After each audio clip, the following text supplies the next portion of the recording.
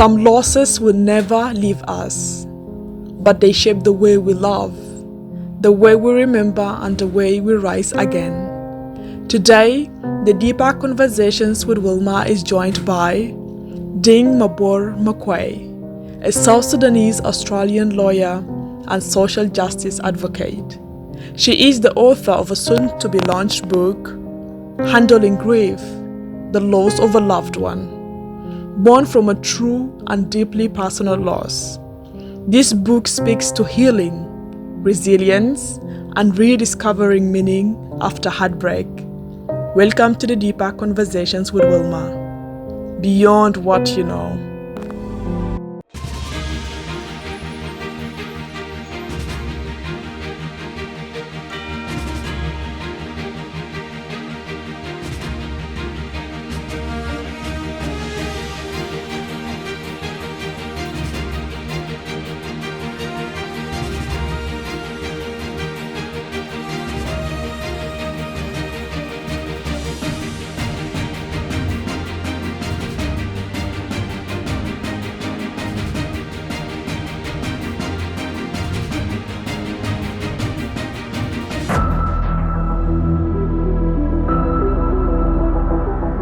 It's a great chance having you, Mrs. Ding Mabor Makuei, on the Deeper Conversation today. Please, how are you doing?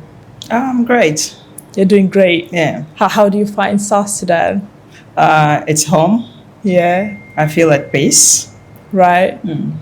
So, getting to the deeper part of this conversation, what inspired the book Handling Grief, the Loss of a Loved One? What's the drive behind the book? Yes. Over a very short period of time, I lost a couple of people.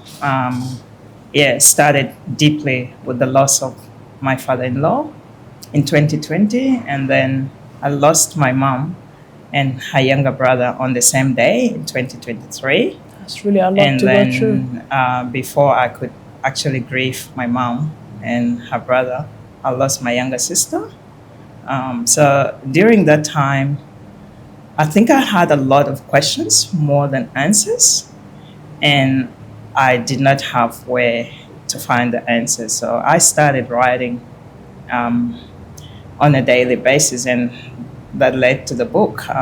Really, it became my companion.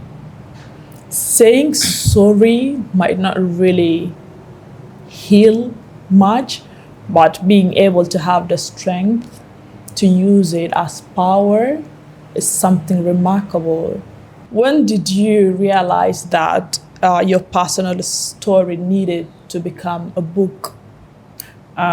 It was at a point when I thought, okay, if I couldn't find a companion or something to help me through the journey, how many more people out there that are looking for the same?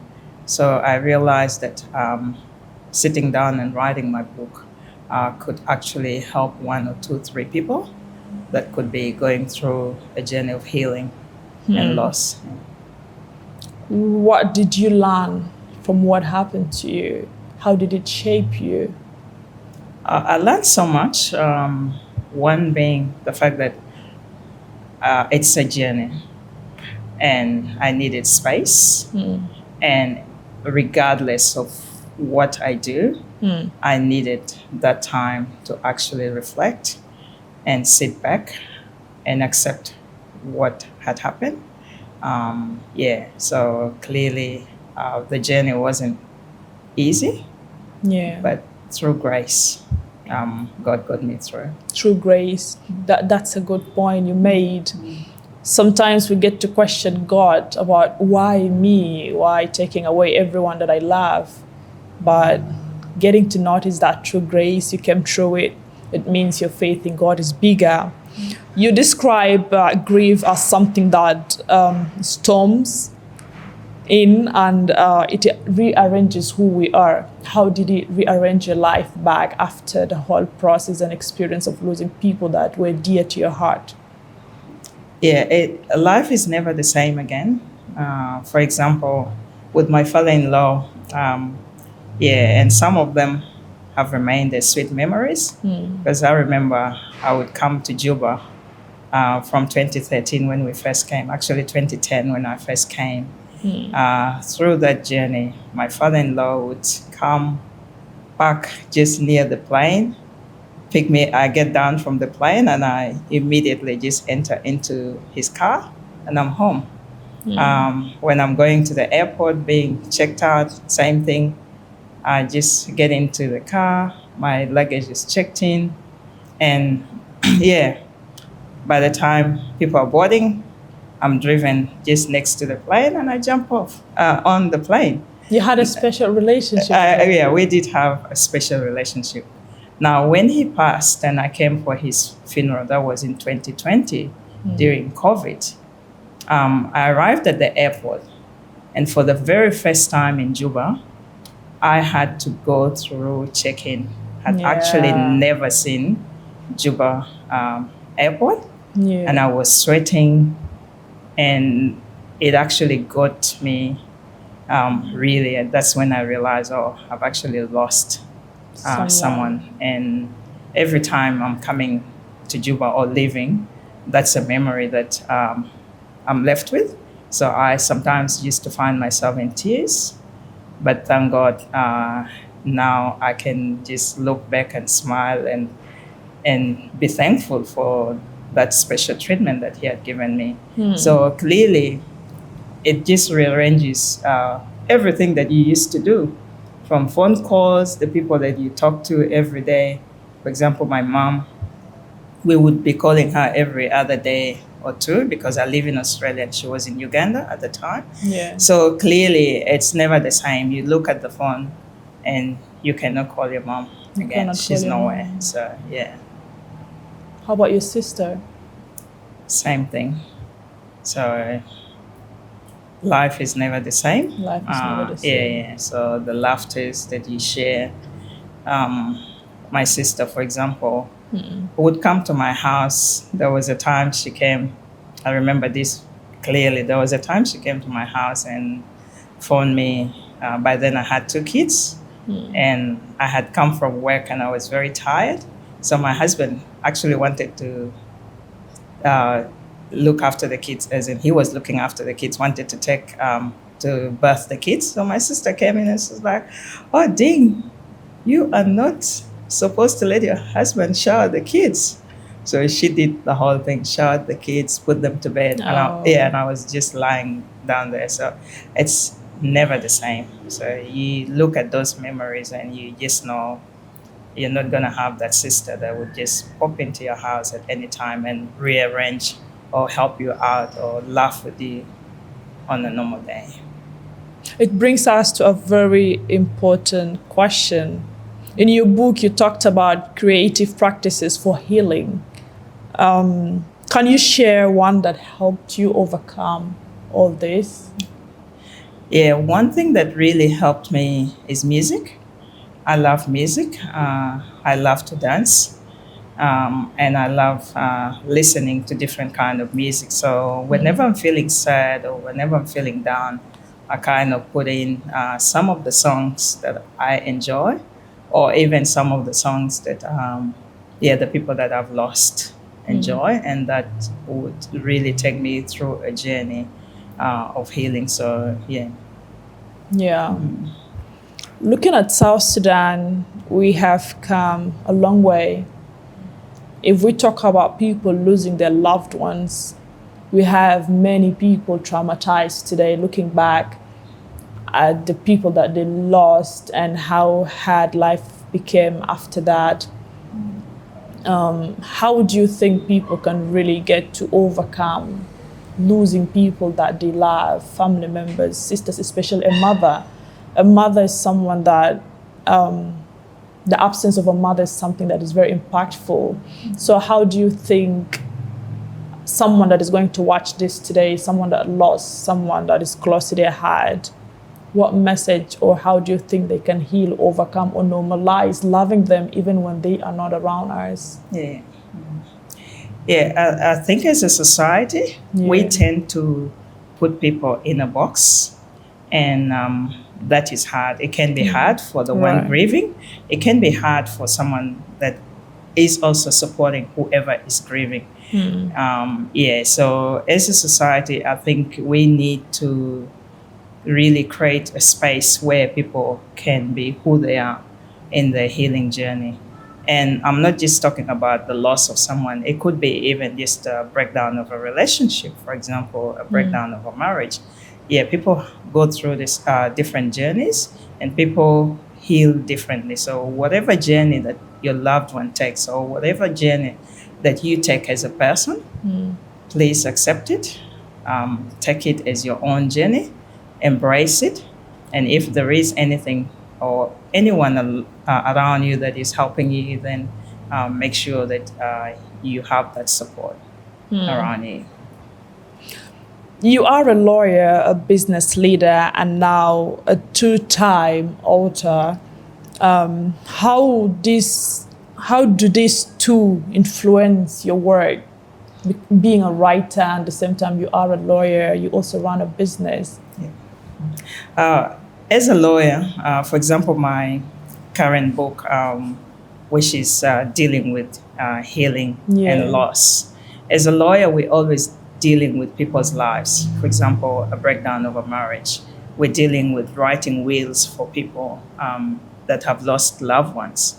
So clearly the two blend together. Yeah. So I have observed how people take the journey, and I've also observed how people want to be treated when they are going through that journey. So I believe that my book, as much as may not be law related, it's about life. And life is what I deal with every day in my legal practice. Tell us about your book, Dancing Between Cultures. Yeah, so Dancing Between Cultures is a memoir. So this is a book that I've written about my personal life, having been living in different countries. I was born, in South Sudan, grew up in Uganda. I traveled to Ethiopia and then migrated to Australia. But through that journey, I always had to be a South Sudanese. And it's always like I'm dancing between cultures. So for example, on a normal day as a South Sudanese woman, I get out on the street to the Australian world and I have to behave immediately like an Australian and fit in with the rest of the world. The moment I come home, I'm South Sudanese. I have to wear the other hat. So it's kind of just my life and the journey that many of us have actually gone through, the people that have migrated, that have been affected by war. I think this part is very meaningful. No matter where Miss or Mrs. Ding went, she's always a South Sudanese. And being able to fit in every culture, I think, helps you understand the world better. We're coming to the end of this conversation, but before we end it, just to let you know, Handling Grief is coming out. The launch is coming very soon, which is next month. Yeah. So how excited are you? Please tell us about that. Yeah. I am actually launching in Dubai on a book fair, which would be on the 6th of November. I'll then be in Melbourne, Australia, which is my second home. And the launch there is on the 15th of November. And in Juba, that would be on the 29th of November. And Nairobi on the 20th of December. So those are the dates. To those in Dubai, they are invited. Yes, those everyone in Nairobi is invited. Everyone is invited. That's outstanding, and we do have very good number of South Sudanese that follow us from all parts of the world. So to those in Dubai, in case you're interested, you'll be able to maybe find a way to communicate. And those in Nairobi, you're not missing on anything. And of course, to us in Juba, South Sudan, as she mentioned, it's going to be on the 29th of November. Of course, 1 p.m. to 5 p.m. Yeah. University of Juba, which is clearly known. And you can inbox me for more details of how you can be part of this outstanding launch. And it's going to be free entry. You don't have Yes. to worry about finances. What Sure. message do you have to a viewer that is going to watch this, someone who's emotionally broken about someone they lost that was dear to their heart? Yeah, what I can say through to anyone that is watching, just like the same way that I did, just be you. Take that journey, accept it. Whatever journey that you take to heal, please do take it. Do not put yourself in a box where everyone expects you to be. Just be you, celebrate the memories of the loved one that you've lost, and above all, seek support wherever. It could be through friends, it could be relatives, it could be a book like the one that I've written, or any other book that you might find that comforts you to heal. It was a delight having you. I do not really know how much power you really don't know you have put on this book that is going to change lives. 2, 3, 4, 5 people are going to learn how to heal even when it's hard. And we cannot wait to see many books coming from you. This is a huge contribution to the broken world, and we appreciate you for that. Thank you. Thank you for Grace. joining the Deeper Conversations. Thank you. Thank you. And thank you for being part of this episode. Make sure that you stay tuned for the upcoming episodes, and do not forget to subscribe to my YouTube channel, Facebook, TikTok, Instagram, and all the social media platforms. Thank you for watching. My name is Wilma Grace.